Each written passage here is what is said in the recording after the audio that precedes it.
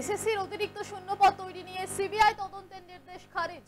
মন্ত্রিসভার সিদ্ধান্তে অতিরিক্ত শূন্যপদ তৈরি নিয়ে সিবিআই তদন্তের নির্দেশ খারিজ করা হলো। কলকাতা হাইকোর্টের নির্দেশ খারিজ করলো সুপ্রিম কোর্ট। অতিরিক্ত শূন্যপদ তৈরির নির্দেশ নিয়ে আমরা জানি যে তদন্তের নির্দেশ দেয় কলকাতা হাইকোর্টের বিচারপতি দেবাংশু বসাক এবং বিচারপতি মোহাম্মদ সাব্বার রশিদের ডিভিশন বেঞ্চ। মন্ত্রিসভার অনুমোদনে তৈরি সুপার নিউমেরারি পোস্টে কার কার অনুমোদন ছিল, প্রয়োজনে হেফাজতে নিয়ে জিজ্ঞাসাবাদ করা যাবে বলেও জানানো হয়েছিল। ওই মামলায় এর আগে আমরা দেখেছিলাম অন্তর্বর্তী স্থগিতাদেশ দিয়েছিল শীর্ষ আদালত। আজ খারিজ হলো হাইকোর্টের সেই নির্দেশ। শুনানি শুরু হলে, আজকে যখন শুনানি শুরু হয়, হাইকোর্টের নির্দেশ কিন্তু খারিজ করে দিল শীর্ষ আদালত। ফলে এই মামলায় যে কোথাও গিয়ে একটা পশ্চিমবঙ্গের সরকারের অর্থাৎ মমতা বন্দ্যোপাধ্যায়ের সরকার স্বস্তি পেল, এমনটাই কিন্তু অনেক মহলই বলছে। প্রধান বিচারপতি দিন জানান যে সুপার নিউমেরারি পদ তৈরির সময় বলা হয় কলকাতা হাইকোর্টের চূড়ান্ত রায়ের উপর নির্ভর করবে সমস্ত কিছু। স্কুল সার্ভিস কমিশন জানিয়েছিল যে মন্ত্রিসভার বিজ্ঞপ্তিতেও এই কথা বলা হয়। তাহলে কেন অতিরিক্ত শূন্যপদ বেআইনিভাবে তৈরি করা হয়েছে বলা হচ্ছে, এই প্রশ্ন তোলেন প্রধান বিচারপতি। এবং এই মামলায় যে স্বস্তি পাওয়ার কথা আপনাদের বলছিলাম, সেই স্বস্তি কি আদৌ সত্যিই পাওয়া গিয়েছে? সত্যি কি স্বস্তির যে কথা বলা হচ্ছে এই নির্দেশ খারিজ করে দেওয়ার পরে? এমনটা কিন্তু আইনজীবীরা অন্তত বলছেন না। আমি আইনজীবী বিকাশ রঞ্জন ভট্টাচার্যের আপনাদের বক্তব্য শোনাবো। 24 আওয়ার্স টিভিকে দেওয়া টেলিফোনে প্রতিক্রিয়া দিয়েছেন তিনি। কি প্রতিক্রিয়া দিয়েছেন? সেখানে তিনি মানছেন না যে রাজ্য সত্যি এই নির্দেশের পর স্বস্তি পেয়েছে বলে। দেখুন, সিবিআই তদন্ত নির্দেশ খারিজ হলো, এতে বলার কি আছে? সুপ্রিম কোর্ট মনে করছেন যে সিবিআই তদন্তের দরকার নেই, অন্যান্য যেমন যা আছে আইনি প্রক্রিয়া চলবে। কোথাও গিয়ে এতে তো রাজ্যের ক্ষেত্রে একটা স্বস্তি বলা চলে। স্বস্তি আর কি, সিবিআই তদন্ত হবে না, সব মন্ত্রীরা একসঙ্গে জেলে যাবে না, এইটুকু স্বস্তি, সেটা কোনো স্বস্তি নেই।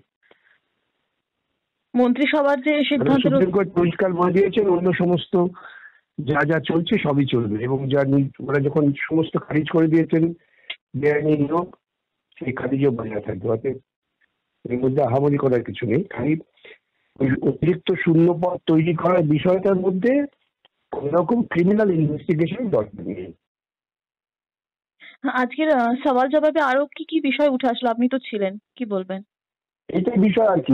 সুপ্রিম কোর্টের অর্ডারটা তো পরিষ্কার, সওয়াল জবাবে কি উঠেছে সুপ্রিম কোর্ট পরিষ্কার বলে দিয়েছেন। তাহলে অর্ডারের দিকটা কতটুকু, শুধুমাত্র সিবিআই ইনভেস্টিগেশনটা খারাপ করেছে না কিছু না। স্বস্তি নয় এমনটাই জানাচ্ছেন আইনজীবী। পাশাপাশি হয়তো সব মন্ত্রীকে, পুরো ক্যাবিনেটকে হয়তো জেলে বিকাশ রঞ্জন ভট্টাচার্যের বক্তব্য আপনাদের শোনাচ্ছিলাম।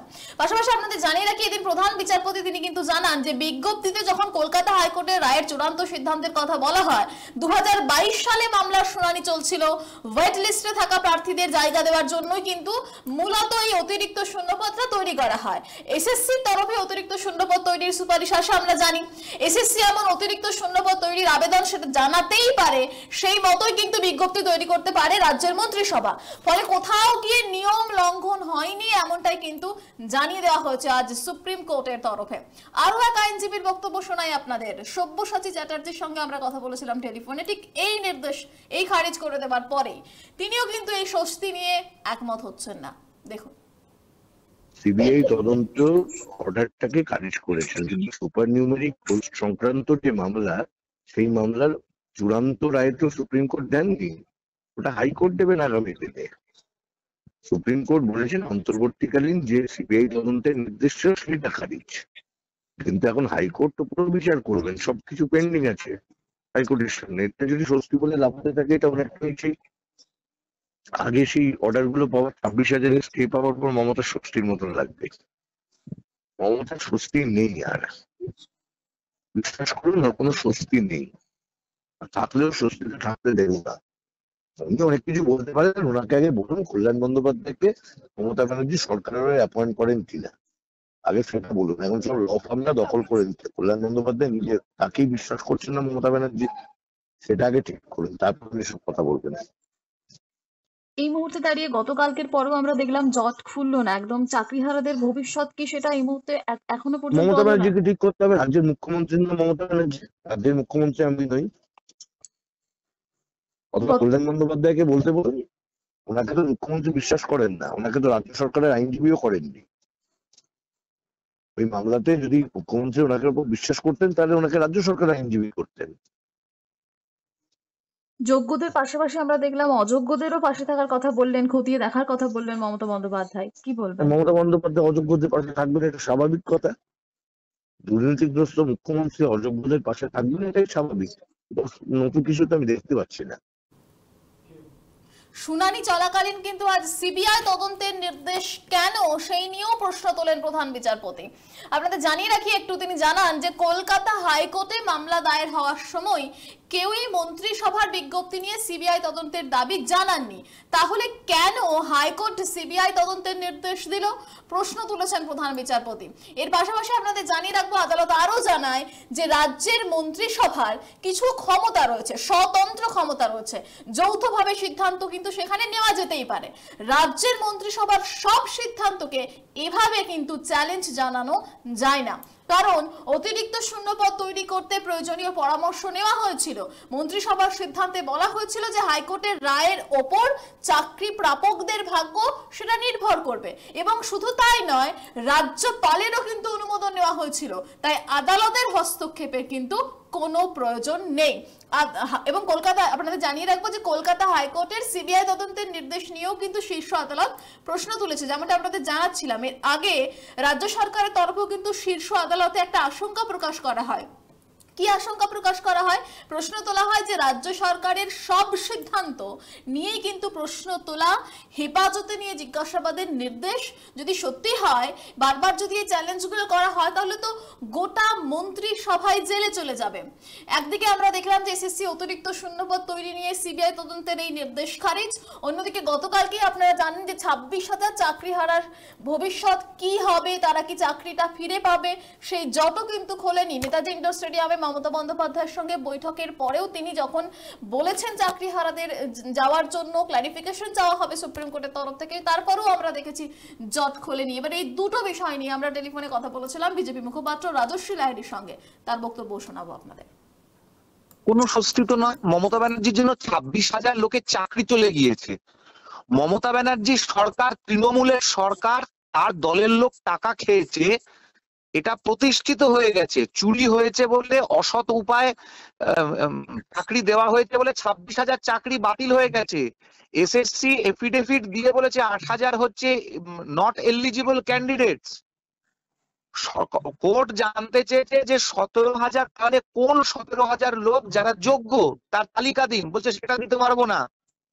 23 লক্ষ পরীক্ষার্থী পরীক্ষা দিয়েছিল ওই প্যানেলে, সেখান থেকে 25,000-এর নাম বেরিয়েছে। 25,000-এর মধ্যে 8,000 এসএসসি এফিডেভিট দিয়ে বলেছে অযোগ্য, 17,000 যোগ্য। কোর্ট জিজ্ঞাসা করেছে যে এই 17,000 যাদেরকে আপনার নাম বলতে পারছেন না কিন্তু যোগ্য বলছেন, তারা কি এই 23 লক্ষের মধ্যে সবচেয়ে বেশি যোগ্য? বলছে সেটা বলতে পারবো না। মানে যে 17,000 যে যাদেরকে অযোগ্য বলা হচ্ছে, মানে যোগ্য বলা হচ্ছে, তারা আদৌ যোগ্য কিনা সেটাও এসএসসি ঠিক করে বলতে পারছে না। তো মমতা ব্যানার্জি কোন স্বস্তি রাজ্যটা পেয়েছে? ওদিকে তো এসএসসির কাছে গিয়ে কালকে রাত্রিবেলা সুপ্রিম কোর্টের দরজা খটখট করে বলেছে যে আপনি এরকম ভাবে যদি একটু অদল বদল করা যায় স্যার, আপনি পিটিশনটা পড়ুন ভালো করে। হাহাকার পিটিশন, যে স্কুলে কোনো টিচার থাকবে না। একাধিক স্কুল, মুর্শিদাবাদ, মালদা, এই সমস্ত চত্বরের স্কুলগুলোতে 25টা, 26টা, 27টা, 30টা করে টিচার আছে। সেখান থেকে 25 জনের কারো কোথাও চাকরি গেছে, কোথাও 27 জনের চাকরি গেছে, কোথাও 20 জনের চাকরি গেছে। মানে টিচার শূন্য স্কুল হয়ে যাচ্ছে। গতকালকে মমতা বন্দ্যোপাধ্যায় যোগ্যদের পাশাপাশি বললেন অযোগ্যদেরটাও দেখা হবে, কি বলবেন? তো মমতা ব্যানার্জি তো অলরেডি বলেই দিয়েছে, টাকা নিয়েছে যাদের কাছ থেকে, তৃণমূলের লোকেরা। আর কুণাল ঘোষ বলেছে মমতা ব্যানার্জি এন্ড বেনিফিশিয়ারি। তো কুণাল ঘোষ যখন একটার জন্য বলেছে এন্ড বেনিফিশিয়ারি, তাহলে বাকিগুলোর জন্য এন্ড বেনিফিশিয়ারি মমতা ব্যানার্জি হবে। কারণ যে রাজ্যে সিংহ শাবকের জন্ম অনুপ্রেরণায় হয়, তাহলে সেখানে চুরিটা অনুপ্রেরণা বা তার নজর এড়িয়ে চুরি হয়েছে, এটা কেউ বিশ্বাস করবে না। তাহলে সেখানে দাঁড়িয়ে মমতা ব্যানার্জি অযোগ্যদের দেখবেন, যারা নিজের নাম সই করতে পারে না, পাশের ঘরের নামটা বলতে পারছে না কোর্টের কাঠগড়ায় দাঁড়িয়ে, তাদেরকে চাকরি দিয়ে তাকে টাকাটা দিয়েছে, তাদেরকে তো দিতে হবে। তাই জন্য আমরা বারবার করে বলছি, পরিষ্কার উঠে দাঁড়িয়ে বলে দিন তৃণমূলের অমুক নেতার হাতে অত টাকা দিয়েছেন। মমতা ব্যানার্জি কেন বলতে পারছেন, অভিষেক ব্যানার্জি কেন একটা কথা বলতে পারছে না যে তৃণমূলের কোন লোকটা টাকা নিয়েছে বলুন, তার বিরুদ্ধে আমরা অ্যাকশন নেব, তাদেরকে জেলে পুরবো, তাদেরকে দল থেকে বহিষ্কৃত করা হবে। এই একটা শব্দ আপনারা একবার শুনেছেন? মমতা ব্যানার্জিকে মুখ থেকে একবারও শুনেছেন আমার দল কারোর কাছ থেকে কোনো টাকা নেয়নি? একবারও মমতা ব্যানার্জি এই কথাগুলো বলতে পেরেছে? মমতা ব্যানার্জি নিজেও জানে যে ওর দল চুরি করেছে, ওরা টাকা খেয়েছে, হয়তো মমতা ব্যানার্জি নিজেও টাকা খেয়েছে, তার পরিবারের লোক হয়তো টাকা খেয়েছে, তাই জন্য উনি বলতে পারছেন না। অতিরিক্ত শূন্য পদ জানিয়ে এত বিতর্ক, জানিয়ে এত প্রশ্ন, সেই অতিরিক্ত শূন্য পদে এই যে সিবিআই তদন্তের যে নির্দেশ সেটা খারিজ করে দেওয়া হচ্ছে, সেটা কেন? এটা সামনে আনার যে বড় একটা কারণ সেটা ছিল যে দুর্নীতি হয়েছে, কত বড় দুর্নীতি হয়েছে, কারা তাতে জড়িত, এবং এই জালিয়াতি করে পাওয়া চাকরি বাঁচানোর যে সিদ্ধান্ত নেওয়া হয়েছিল মন্ত্রিসভার মতো জায়গায় বেআইনি চাকরি প্রাপকদের সুযোগ করে দিতে অতিরিক্ত শূন্য পদ তৈরির যে ছাড়পত্র দিয়েছিল রাজ্য সরকারের কোন কোন ব্যক্তিরা, তা নিয়েই তো মূলত এই সিবিআই তদন্ত চালাবে এই নির্দেশ দেওয়া হয়েছিল, এবং প্রয়োজন পড়লে সিবিআই তাদের হেফাজতে নিয়ে জিজ্ঞাসাবাদ করতে পারবে সেই নির্দেশ দেওয়া হয়েছিল। যদিও সেই নির্দেশ ইতিমধ্যে খারিজ করে দেওয়া হলো, সুপ্রিম কোর্ট শীর্ষ আদালত সেই নির্দেশ খারিজ করে দিল। তারপরে তদন্তটি কোন দিকে এগোয় নজর থাকবে আমাদের, পাশাপাশি এই 26 হারা চাকরিহারাদের ভবিষ্যৎই বাকি সেদিকেও নজর থাকবে আমাদের। দেখতে থাকুন 24 আওয়ার্স টিভি।